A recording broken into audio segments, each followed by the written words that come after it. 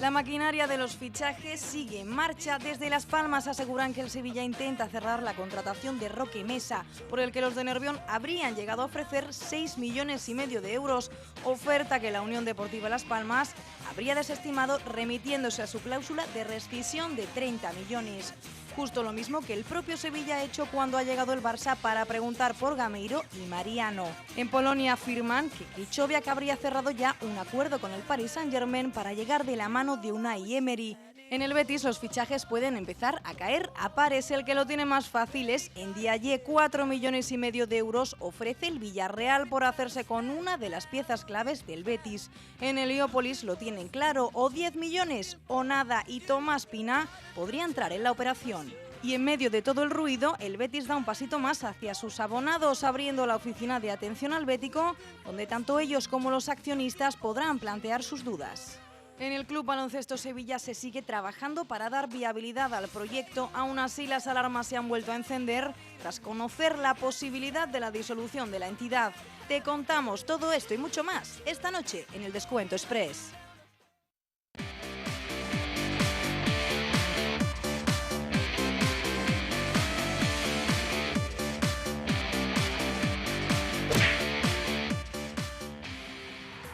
¿Qué tal? Saludos, muy buenas noches, bienvenidos al Descuento un día más en el Correo de Andalucía Televisión.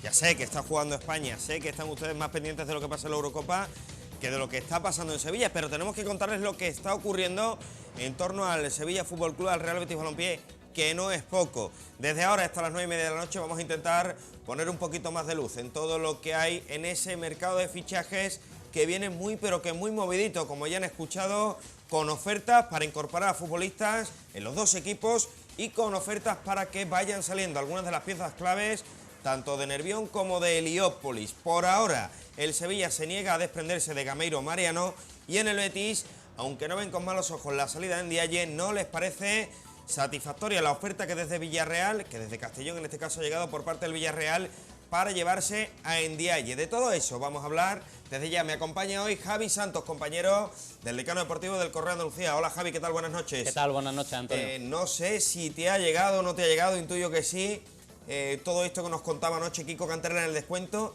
de ese pacto para que Krychowiak desembarque en París junto a Unai Emery.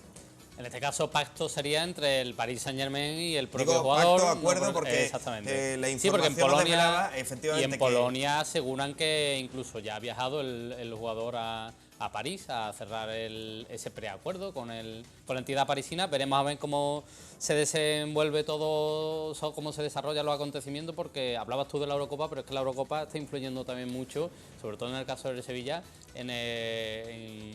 indirectamente la configuración de la plantilla, porque la venta de Krychowiak obligaría a replantearse un montón de cosas y todavía añadiría más poder económico a un Sevilla que ahora mismo está medio rico, ¿no? Bueno, medio rico, pero sin muchas bazas. Me decía antes uno de los compañeros de esta casa, el Sevilla está sin entrenador. No, el Sevilla tiene entrenador. Se llama Unai Emery Echegoyen hasta que el club diga lo contrario y haga oficial lo de Sampaoli. En todo eso estamos. Si les parece, vamos a poner un poquito todo en orden en este mercado de fichajes que nos trae locos.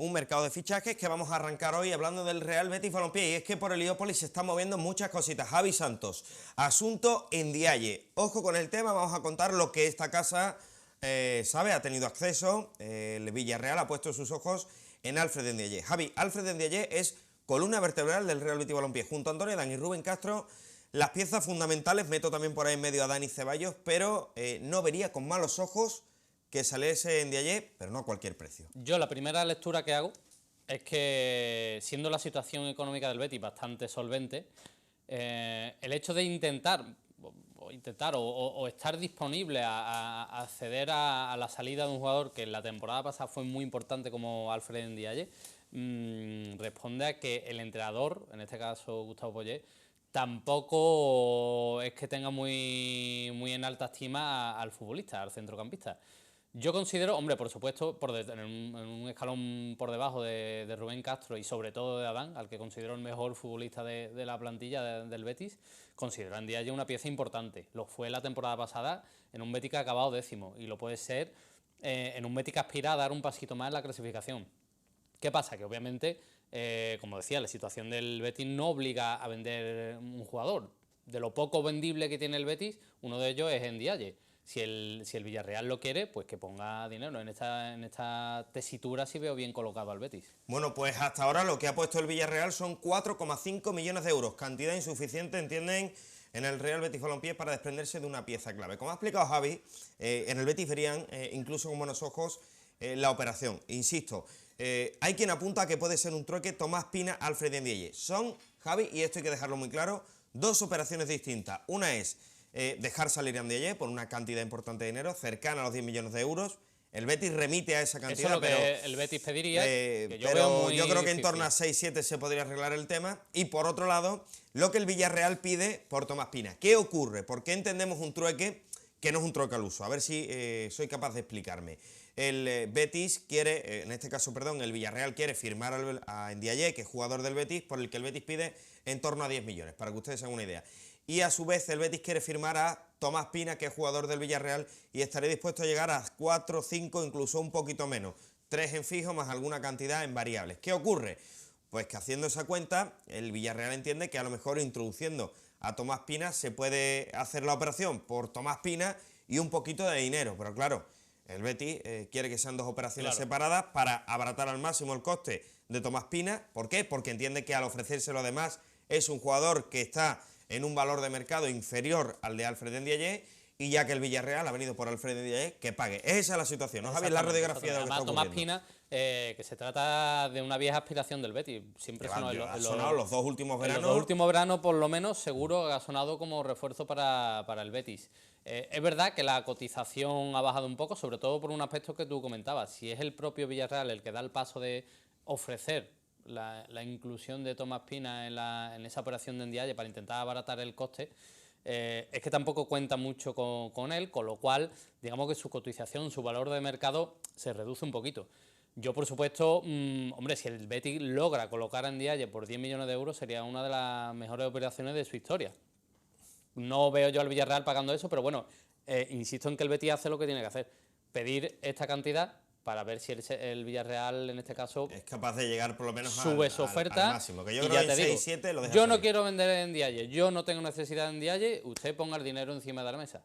Y con ese dinero cubrir el hueco que dejaría el centrocampista, ¿no? Hueco que además se cubriría precisamente, entre otros, con ese jugador del Villarreal que venimos contando, Tomás Pina. Parece ser, o la intención que tiene Poyet es de jugar con dos centrocampistas, para que nos hagamos una idea, Ndiaye, Petros y Ndiaye y alguno más de los que se pueda adaptar a esa posición. Y sí, porque dice, Jonas Martín se puede acoplar ahí, aunque su perfil, y para lo que lo quiere el Betis, es para que esté ese pasito por delante de ese doble pivote, haciendo las veces de Dani Ceballos, para que nos entendamos. Es lo que el Betis pretende con el fichaje de Jonas, pero entiendo que también... Según con la gente que yo he hablado, y yo insisto en un dato, si Poyet considerara a Ndiaye imprescindible, no habría mucho que hablar. Con lo cual eso me invita a pensar, y según con las personas que yo he hablado... Si al Betis le va la marcha, para que nos entendamos... A lo mejor no sería muy del gusto de... Está por la labor. Exactamente, por eso. Y eso no sé si ayuda pero o no ayuda hace bien el Betis no deslizar eso. Porque entonces le estás diciendo al Villarreal, yo en verdad no quiero a este jugador, con lo cual tú me podrías pagar menos, que al final te lo voy a vender. Hace bien el Betis en mostrarse firme. Bueno, pues todo esto con respecto a un Betis que no es lo único que estamos viendo en el mercado, ni mucho menos. No paran de aparecer nombres en las últimas horas. El director general de un club como es el Copenhague de Dinamarca, ya saben que el mercado danés es muy del gusto de Miguel Torrecilla, ha dicho públicamente que el Real Betis Balompié ha hecho una oferta insatisfactoria por Mathias Jorgensen, apodado como Zanka en su club. Ahí lo tienen, lo están viendo en imágenes.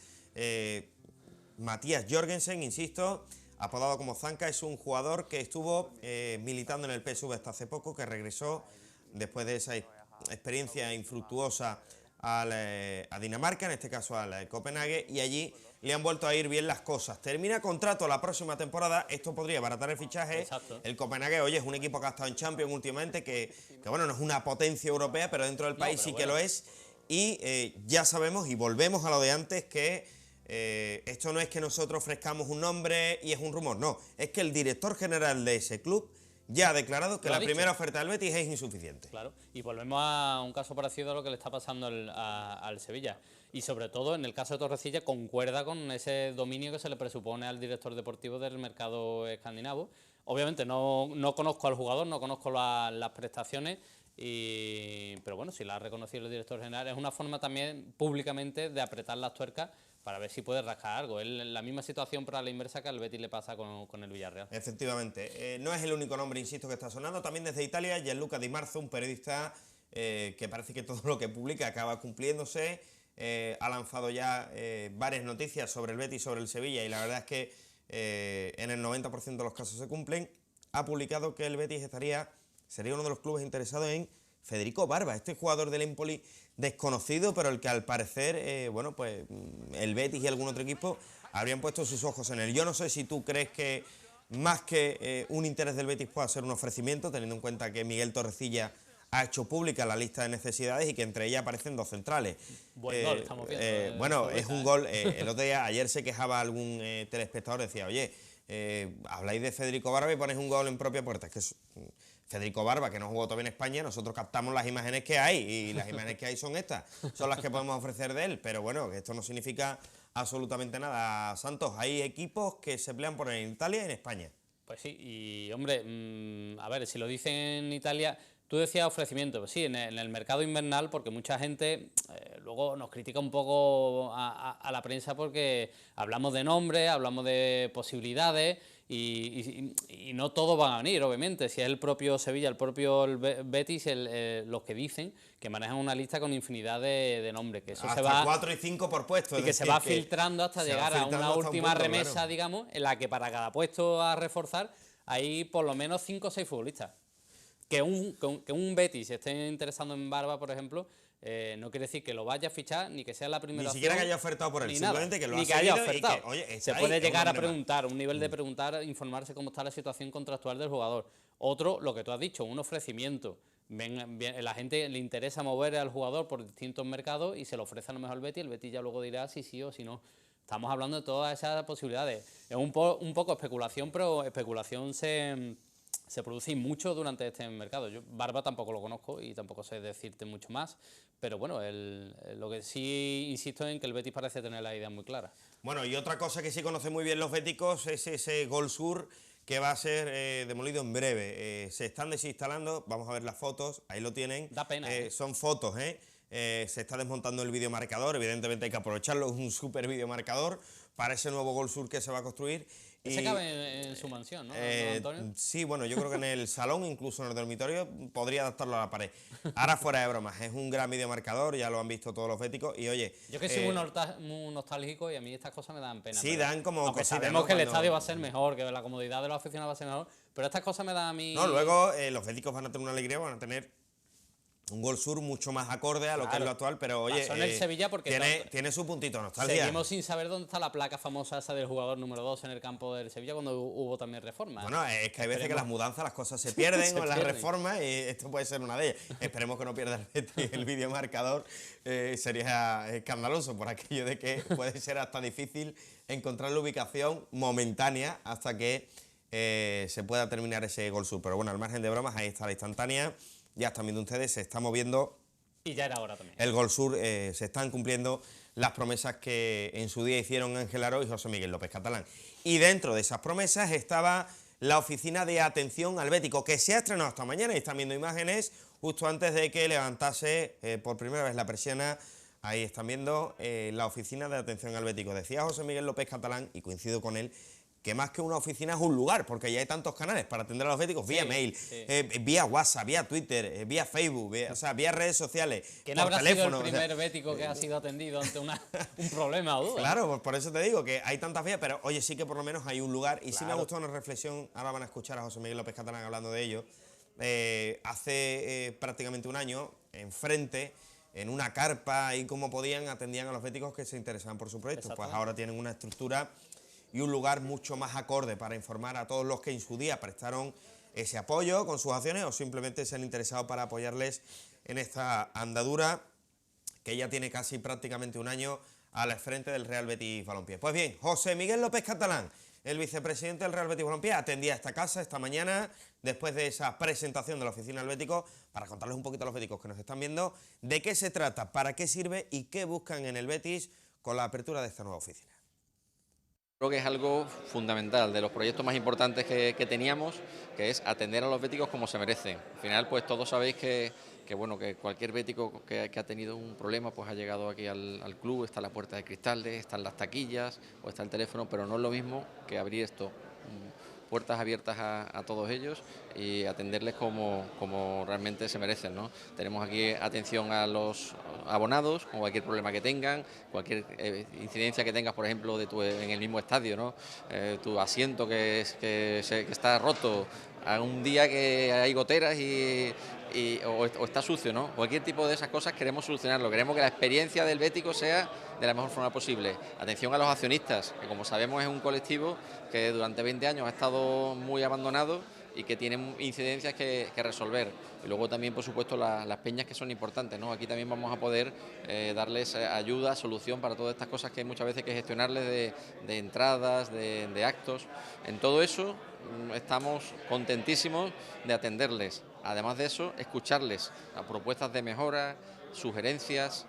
De verdad que para nosotros estamos muy satisfechos del contacto con ellos. Al abrir hoy la oficina de Atlético me trae muchos recuerdos de nuestros momentos en la carpa. Tú que nos has grabado también en la carpa de Ahora Betis Ahora, ha sido la época en la que más contacto directo hemos tenido con los béticos y más satisfacción nos ha dado al final escucharles y saber qué es lo que quieren, ¿no? Entonces esto tiene también un poquito de recuerdo a esa carpa que tuvimos justamente ahí enfrente.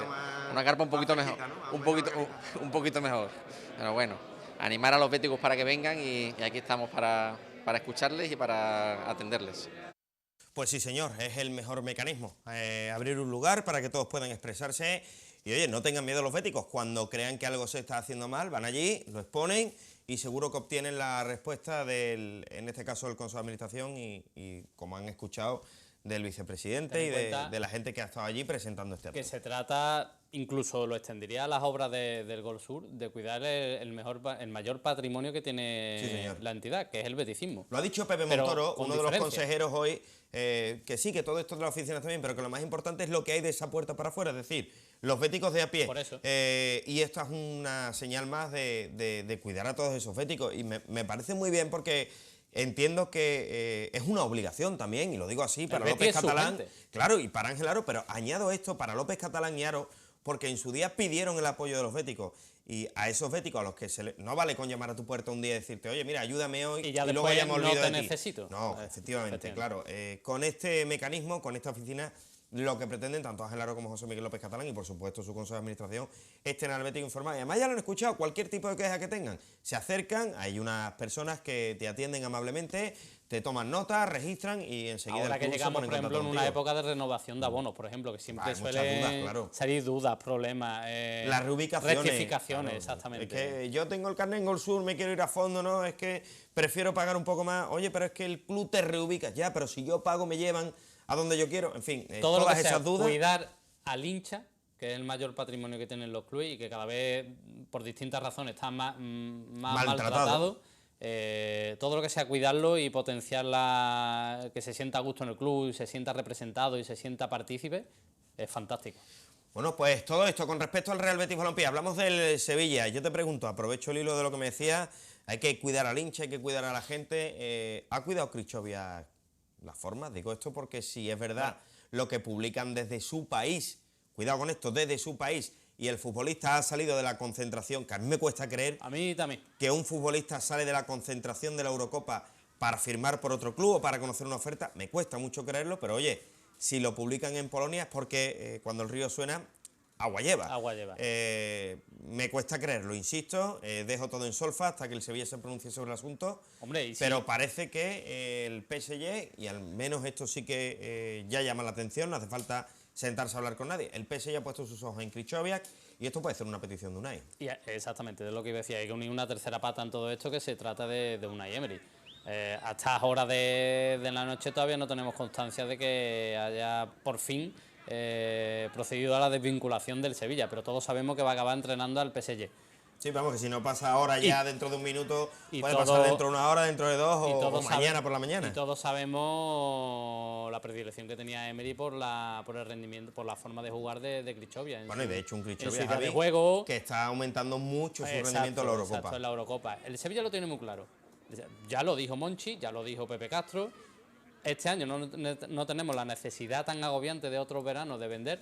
Incluso quitaría la palabra agobiante. Con lo cual, todo el que quiera alguna de nuestras estrellas, le respondemos con un papelito que pone aquí el precio de la cláusula de rescisión. Igual que con Emery incluso, ¿eh? Sí, Igual bueno, que le exigieron también al propio Monchi. O sea, todo esto está relacionado. Es la norma. Ahora vamos a hablar porque el Sevilla ha probado esto Claro. en sus propias carnes cuando ha ido a preguntar por Roque Mesa, llegando incluso a ofertar. Esa es la otra cara de ser rico. Claro, ahí es donde vamos. Que ¿no? ni a Praet ni a Roque Mesa los puedes traer por los lo va que... a cerrar con la facilidad que a lo mejor en otro momento pues sí podría plantearse el Sevilla, ¿no? Pero antes de cerrar a algún otro futbolista, insisto, y bueno, yo hago la pregunta en voz alta, @eldescuento.tv, está Vicky Gillian en Enterría, pendiente de todo lo que nos llega. He leído, nos lo han puesto en la cuenta de Twitter cuando hemos publicado la noticia, en el Decano también, poco más o menos, que hay que ver Emery, no tiene bastante con irse, sino que además se lleva a Krichovia y tal. Bueno, pues cada uno tiene su opinión, al final esta es la ley de la oferta y la demanda, y si Unai Emery firma en el PSG y se quiere llevar a Krichovia, en su derecho está el PSG Y si de ofertar al Sevilla por Krichovia y Krichovia de irse si lo pagan y el club se deja. va finalmente al Paris Saint-Germain, tampoco habrá hecho nada malo. Yo es que sigo sin entender la gente que lo... Que no es el primero y último que se va a ir ni que va a venir. Y Todo ahora eso vamos son a las hablar formas, y las formas están precisamente siendo de eso las con correctas. Roque Mesa, que es que Claro. estamos hablando de un jugador fundamental en la Unión Deportiva Las Palmas. Pero ¿quién es Roque Mesa? Centrocampista, 27 años, ha tenido un magnífico rendimiento este año en Primera División con su equipo, con el conjunto canario, y parece ser, según informan desde nuestras preciosas islas, el Sevilla ya habría hecho una oferta de 6,5 millones de euros por este jugador. ¿Qué es lo que le ha hecho Las Palmas? La cláusula de rescisión, 30 kilos. 30 kilos no va a pagar el Sevilla por este futbolista. Obviamente. Ya me cuesta incluso creer que llegase a poco más o menos de esos 6,5. No sé si tú crees que al final se podrá llegar a un acercamiento, Javi, o Hombre, de Las estas Palmas operaciones no, que quedan ahí. no veo yo que haya tenido muchas ventas en torno a 6 millones, 6, 7 millones de euros en toda su historia, con lo cual, hombre, estamos hablando de un futbolista que además, por lo que conozco, encaja a la perfección en la manera de entender el fútbol, de la filosofía que se supone va a aplicar San Paoli al Sevilla, con lo cual, aunque ya el jugador sonó antes del lío de San Paoli y el Sevilla, creo que en este caso encajan las dos vertientes, ¿no? El gusto de la dirección deportiva y las pretensiones del director técnico, en este caso de San Paoli, para el equipo. Ya mucho la atención. Yo creo que, hombre, 30 millones es una postura, lo hablábamos antes con el Betis, de decir, mira, yo no necesito vender a mi jugador, creemos que además puede crecer aquí, así que te exijo la cláusula para ver cómo respondes tú con una oferta mayor, ¿no? De hecho, es lo que ha hecho el Sevilla cuando ha llegado al Barça y ha preguntado por Gameiro y por Mariano. 40 millones, hablamos antes de Krichovia, 45, en el caso de Gameiro son 40. Yo no necesito vender a Gameiro, ¿tú lo quieres? Pues 24 millones, no 25, 24 fue la oferta formal del Barcelona por Gameiro, y el Sevilla le dijo que nada. Madre mía, es que se habla de unas cantidades que llaman muchísima atención. Por cierto, todo esto, San Paoli ha sido salpicado por un asunto turbio del fisco en Chile, y es que al parecer, según ha podido conocer 13TL, un medio de comunicación chileno, ha podido incluso desvelar datos concretos de la declaración de Jorge Sampaoli cuando tuvo que hacerlo frente, en este caso, a los juzgados para explicar qué es lo que estaba ocurriendo. A Sampaoli se le achacan varias cuestiones de fraude fiscal y tal. Pues bien, según ha declarado el propio Sampaoli, fue la propia Federación Chilena de Fútbol la que le pidió que se abriese una cuenta en las Islas Británicas para poder derivar allí el dinero que cobraba tanto él como el resto de su equipo, y así lo ha declarado sin ningún tipo de problema ante el juzgado. Veremos a ver qué ocurre, pero parece que bueno, pues sigue habiendo problemas. Todo lo que sale en torno a Sevilla suele tener alguna patita más, algún pero. En este caso, el entrenador que parece va a ser el entrenador del Sevilla. Claro, son más las figuras del fútbol que tiene problemas fiscales y tal. Yo no sé quién asesora de verdad, o se cree que por ser personas importantes están como más protegidas. Están como protegidas. Bueno, que lo están en algunos casos. En algunos casos, no... pero estamos viendo últimamente cómo la excepción de impuestos lleva mucho ante los tribunales. En este caso, el que va a ser entrenador del Sevilla también ha tenido que pasar por ello, para justificar, explicar. Lo que pasa es que el hombre no ha tenido ni un pelo en la lengua y además ha dicho claramente nombre y apellidos de quién le dijo, cómo, cuándo tenía que cobrar el dinero y en qué lugar. En fin, las cosas del fútbol. Antes de marcharnos, hablábamos de Monchi porque está teniendo mucho trabajo la contratación de Roque Mesa, la negativa al Barça a la pregunta de Mariano o Gameiro, el asunto de Krychowiak, Pride, hay muchas cuestiones en el horizonte y todas ellas interesantes, pero yo te pregunto, Javi, si tú crees que el Sevilla, y digo si tú crees por todo lo que está aconteciendo, está capacitado para seguir recibiendo golpes, y me explico. Primero, el amago de Monchi y que después acabó teniéndose que quedar, la salida de Unai Emery, y luego salida de, estamos hablando de Krychowiak, Gameiro, estamos hablando puntales del equipo. A pesar del dinero, que es mucho que tiene el Sevilla, gracias a Dios, para afrontar el mercado, incluso captando otros 40, 50, 70 millones, que es una barbaridad, por la venta de estos futbolistas, ¿tú crees que se levantaría de un golpe así? ¿El Sevilla acudiría al mercado? Oye, pues mira, tengo dinero y ante esta situación solo me queda gastarlo y hacer un equipo competitivo. Hombre, si estamos hablando de que el Sevilla de repente va a ingresar 85 millones de euros, nada más que por dos de sus futbolistas, en este caso Krychowiak y Gameiro, no se ha visto en otras igual el Sevilla. De repente con 85 millones, solo por estos dos futbolistas, ni hablamos de los casi 100 que va a ingresar por todos estos conceptos de haber ganado la Europa League, de haber pasado por Champions, de pasar de nuevo por Champions, de ventas del año pasado que repercuten en el pasado ejercicio. Los variables que están todavía todo ahí. esto, hablamos de la fortaleza del Sevilla. Si a eso le uno 85 millones de euros por dos futbolistas, que en ese caso se irían pagando... Sí, pero que es una fortaleza en la cuenta bancaria, no en el campo, claro, ahí es donde yo voy. Porque yo siempre digo, el problema que tiene el Sevilla con dinero, el problema que tiene el Sevilla con dinero, sobre todo a la hora de reforzar, por ejemplo, la delantera, es que el Sevilla, por mucho dinero que tenga, no puede acceder a los futbolistas top para la delantera. No puede fichar a Cristiano Ronaldo, aunque tuviera 200 millones de euros. No puede fichar a Luis Suárez. Hay que mantenerlo. No puede fichar. Tiene que fichar siempre a un corte medio que pueda dar el paso en el Sevilla de convertirse en un futbolista top. Rakitic, Vaca, el propio Gameiro. ¿Qué pasa? Que por mucho dinero sería un problema para el Sevilla. Al Sevilla le iría muchísimo peor pese a ingresar 85 millones de euros hipotéticamente, ¿no? Bueno, pues precisamente millones de euros es lo que hace falta en el pabellón de deportes de San Pablo. Fernando Moral, su presidente, está trabajando, luchando contra viento y marea, créanme, por levantar el proyecto, por encontrar un inversor que realmente venga de verdad y no como llegaron los americanos, recuerden, hace un tiempo. El convenio con CaixaBank termina y hay una junta de accionistas para el próximo 20 de julio. El primer punto del orden del día en esa lista de la junta es la posible disolución de la entidad, algo que se baraja. De esto no nos vamos a esconder porque llevamos hablando mucho tiempo de ello.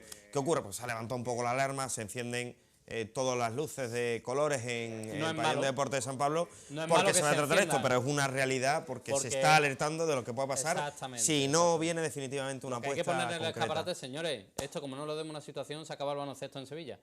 Y llevan unos años los que el tiro ha ido al palo. Están avisando. Y veremos a ver dónde va este año. Veremos a ver qué ocurre. No me quiero marchar sin antes ver y escuchar la opinión de la gente que nos está viendo en casa. @ el descuento TV. Vicky y Gilian Enterría han estado con ellos y nos lo cuenta Anita. Buenas, Ana. TV, muchos comentarios, sobre todo por esa posible salida de Ndiaye, por el que el Betis pide 10 millones de euros. Nos dice Yunes, 10 millones, me río de quien se cree que Ndiaye vale eso. Que cojan los 4,5 millones que da el Villarreal antes de que se den cuenta de que no vale ese dinero. Aquiles sobre Ndiaye también, no vale más de 2 millones, van a hacerle la jugada al Villarreal. Eterno 16 nos dice 10 millones por Ndiaye, no vale eso. José, sobre lo mismo, sobre el tema de Ndiaye, sobre esos 10 millones, nos dice que esto parece Vadillo, la venta de Vadillo 2.0. También sobre otra posible salida del Betis, sobre la venta de Brian Rodríguez, nos dice Raúl Crucial, esperemos que sea pronto. Sobre el baloncesto Sevilla, Antonio Carrasco opina, triste noticia esta si se consuma, llevamos años al borde del precipicio institucional, todos los años lleva el río agua. Pues como ven, muchas opiniones especialmente sobre esa posible salida de Ndiaye del Betis. Gracias, Ana, y gracias también a Vicky y por supuesto a todos los que nos escriben. Nos tenemos que marchar. Javi Santos, muchas gracias por este ratito. Un placer. Te leemos mañana en el Correo de Andalucía, como cada día. Gracias a todos por haber estado este ratito con nosotros, como no, a todo el equipo de esta casa. Cuando digo a todo el equipo me refiero a todo el equipo, desde nuestro director hasta el último que soy yo, por hacer cada día posible el Correo de Andalucía Televisión. Nos marchamos como siempre con un guiñito simpático Javi Santos, no sé cómo se te da a tirar las faltas, pero A mí, mira cómo lo hace fantásticamente. otra mucha gente. Mañana a las 9 aquí más en el Correo de Andalucía. Disfruten, adiós.